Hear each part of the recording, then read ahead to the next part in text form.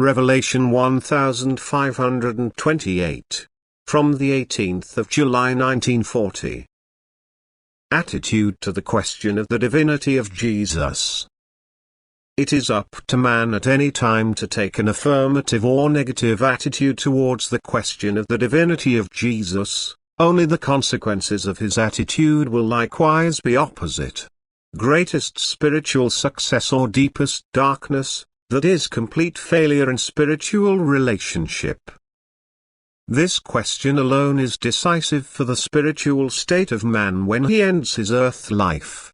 If he affirms the divinity of Jesus, then he has also lived his life consciously, that is, he has knowingly accepted the power and graces of the work of redemption, which, however, is impossible if he opposes this question.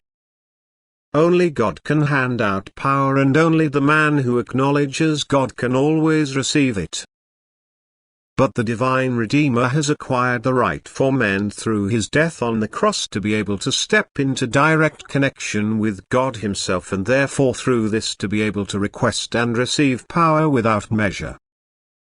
And this power promotes the spiritual higher development.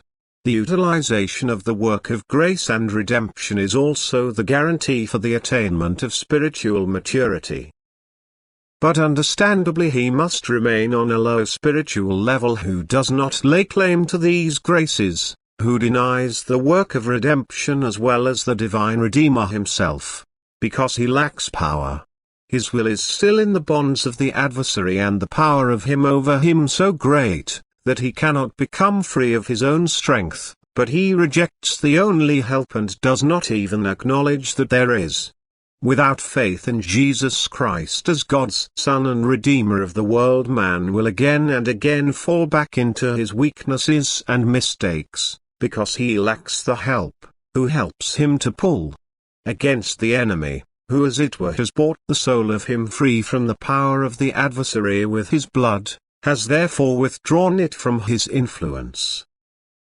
A willing man turned towards God, who lives in God and therefore recognizes God himself in Jesus Christ, the further way of life is so marked out that he can no longer go wrong.